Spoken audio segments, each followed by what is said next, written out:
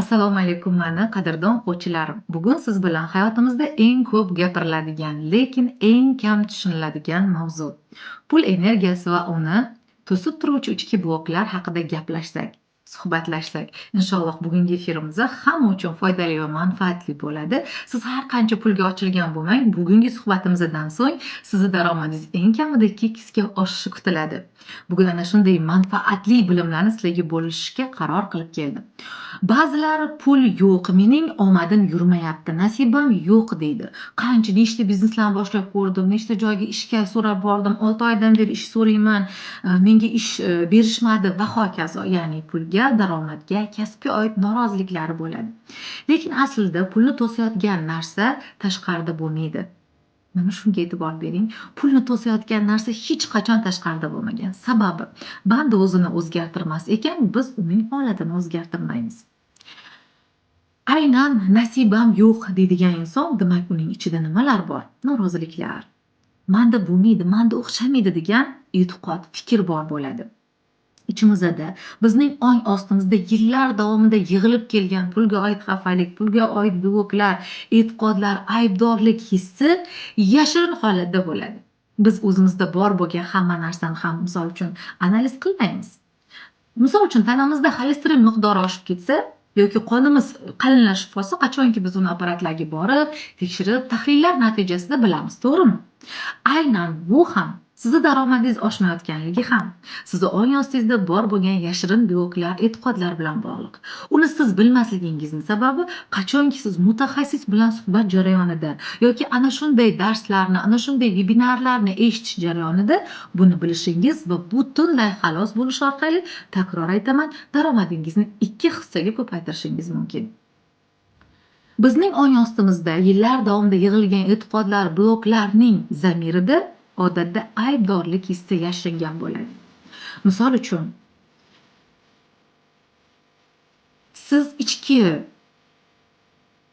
hissiyotlaringizda man aybdorman, man javobgarman, man qilib berishim kerak, man qilolmadim, man noto'g'ri qildim, boy bo'lsam kimgadir zararim tegib qolishi mumkin, hamma mendan qarz so'rab kelsa qanaqa yetkazaman, keyin qaytib so'rab ololmayman pulimni degan ichki fikrlar bu sizni ichingizdagi shunchaki siz dushmaningiz hisoblanadi. Shuning uchun bugun biz ana shu ichki qopqonni ochamiz. Ya'ni sizni raskopka qilamiz bugun. Ana shunday mo'jizali dars bo'ladi bugun inshaalloh. Endi qadrli o'quvchilarim, keling sizlarga men birinchi raskopka nima ekanligini yaxshilab tushuntirib bersam. Raskopka bu o'zingizni ichkarida ko'rish jarayoni. Ya'ni siz qon tahlilingizni qo'lchangizdan qonni olib laboratoriyaga yuborish orqali aniqlanadi. Qoningizni tarkibi, uni shirasi necha ekanligi qoningiz. Aynan sizni ongingizda pulga oid qanday blok borki, sizni biznesingiz rivojlanmayapti. Pulga oid qanday blogingiz borki, sira yuqori oylikka ko'tarila olmaysiz yoki ishga kira olmaysiz yoki bir hayot yo'lingizni topib keta olmaysiz. Ana shuni aniqlaydigan texnika psixologiyada raskopka, ya'ni ong ostini kovlash deb nomlangan texnika. Aynan hozir sizga bu texnika haqida qisqacha ma'lumot beraman. Raskopka bu o'zingizni ichkaridan ko'rish jarayoni. Bu paytda siz savollar orqali o'zingizni qaziysiz, ongingizni. Raskopka bu ruhiy xazinani topish, ammo ko'pincha u og'riq ichida yashagan insonlarga juda katta tezlikda natija beradi. Uzoq vaqt norozilik, xafalik, yetishmovchilik bitta darsdan so'ng, bitta raskopkadan so'ng sizni hayotingizda juda katta anglashlar kelishi boshlaydi. Pul mavzusida raskopka qilinganda biz quyidagi savollarni beramiz sizga. Men pul haqida nimani o'ylayapman? Men bolaligimda pul haqida nimani eshitganman yoki ota-onam pulga qanday munosabatda bo'lgan? Pulni ko'paytirishda menda nima to'siqlar bor? Ya'ni boy odamlar haqida qanday negativ fikrlarim bor degan ong osti to'siqlari bilan ishlanadi. Endi kelinglar, men sizlarga ko'p ham raskopka apparaturasini tushuntirmayman, chunki buni sizlarga kerak yo'q, chunki baribir professional mutaxassis yordamisiz siz buni uddalay olmaysiz. Yaxshisi men sizga aynan aybdorlik hissidan xalos bo'lish haqida gaplashaman. Chunki hayotida pullar yetarli bo'lmagan, izobiliya yetarli bo'lmagan insonlarning aksariyat qismida aybdorlik bloklari bo'ladi.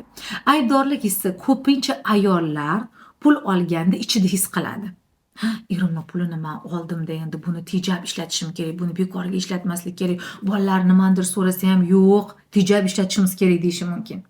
Ba'zilarda esa butunlay aksi, pulni umuman qadriga yetmasligi, pul hisob kitobini to'g'ri yuritmaganligi uchun pul kelmasligi mumkin. Lekin ikkalasining ham zamirida aybdorlik yashirin shaklda bo'ladi. Men bunga loyiq emasman. Bu pulni olish to'g'rimi? Men shu aybdorlik eng katta blok. Ya'ni men pulga loyiq emasman, buni men to'g'ri ishlatdimmi, noto'g'ri ishlatib qo'ymay yoki voy men shunaqa yaxshi bo'lmagan odatim bor, menda pul turmaydi deb bersalar darhol ishlatib yuboraman-da. Shu gapni aytyapsizmi? Pulni saqlay olmayman, yig'a olmayman deyapsizmi? Bu nima? O'zingizni ayblash u. Demak, aybdorlik hissi bilan juda chuqur ishlash kerak bo'lar ekan. Aynan qo'rquv ham sizning hayotingizda pul va barakatni to'silishiga sabab bo'ladi. Qanday qilib? Ba'zida pullardan ba'zi insonlar qo'rqadi pullardan. Voy menga katta pul bermang, yo menga tillalarni bermang yoki ko'pincha ko'p pul topgan, lekin keyin uni yo'qotib qo'yaman yoki ko'p pul topib ikkita xotin oldi yoki ko'p pul topib mana avariya bo'lib qoldi, astag'firulloh, misol uchun. Agar boy bo'lsa odamlar mendan uzoqlashadi. Men ham qo'pol bo'lib qolsamchi, meni yaxshi ko'rmay qo'ysalarchi. Juda turli xil qo'rquvlar bo'ladi. Bu yo'qotishdan qo'rquv bilogi. O'zini yo'qotishdan, odamlar men haqimda nima deb o'ylaydi va hokazo. Endi raskopka 3 bosqichda amalga oshiriladi.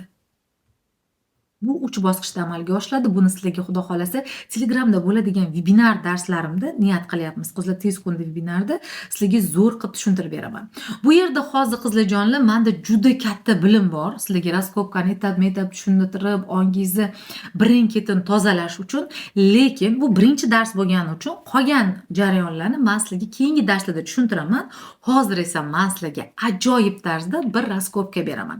Raskopka o'zi odatda 30-20 daqiqa davom etishi kerak, lekin manfaatli bo'lishi uchun, siz vaqtingizni tejash maqsadida ilk marotaba olayotganingiz uchun mini raskopka beraman, toki bu sizning ongingiz uchun murakkab bo'lmasin. Qulay o'tirib oling va shoshmagan holda 3 marta nafas olib chiqaring. Bo'sh qo'ygan holatda 3 marotaba shoshmagan, havo olgan, havo chiqargan holatda siz sokin, yengilsiz hech narsani o'ylamayapsiz. Va o'zingizga savol bering. Menda pullarga oid qanday qo'rquv bor? Men pullarga oid qanday qo'rquvim bor? Agar menda pulim ko'p bo'lsa, qanday yomon voqea bo'ladi? Agar menda pulim ko'p bo'lsa, men nimadan xavotir olaman? Aynan pulim ko'p bo'lganda men nimani his qilaman? Nafas ushlab turdik, havoni chiqardik. Keling ko'zlarimizni ochib savolimga javob bering. Aynan ana shu pulingiz ko'pligi haqida o'ylaganingizda, agar real to'g'ri bajargan bo'lsangiz, ichingizda g'ashlik paydo bo'ldimi? Yoki qandaydir qo'rquv yoki kimdir yodingizdan o'tishi mumkin. O'sha boy bo'lgan qaysidir bir insonning hayotida yaxshi bo'lmagan qaysidir bir voqea sizni yodingizga kelishi mumkin. Bilingki, aynan ongi ostingizda yashirin bloklar bor. Agar hech narsani ko'ra olmagan bo'lsangiz, bu yerda nima bor bo'ladi? Psixologlarning ta'kidlashicha, onga darhol kira olmaslik bu xafalikning ko'p ekanligi, norozilik, shikoyatlik, har bir voqeani negativ tomonini tez ko'radigan insonlar osonlikcha qalbga tusha olmaydi, tezda bloklarni topolmaydi. Barcha savollarga yechim aynan mening YouTube sahifamda. Hoziroq sahifamga a'zo bo'ling va ana shu efirni keyingi sonlarini kuting. Chunki biz tez kunda, bir necha kundan keyin ikkinchi sonini joylaymiz va men sizga raskopkaning qolgan qirralarini tushuntirish bilan birgalikda yana ham chuqurlashtirilgan raskopka beraman. Plus aynan xafaliklari ko'p, iztiroblari ko'p, kechirilmagan dasturlar ko'p bo'lgan o'quvchilarimga oson kechirish uchun inshaalloh texnika ham tayyorlaganmiz. Keyingi efirlarda ko'rishguncha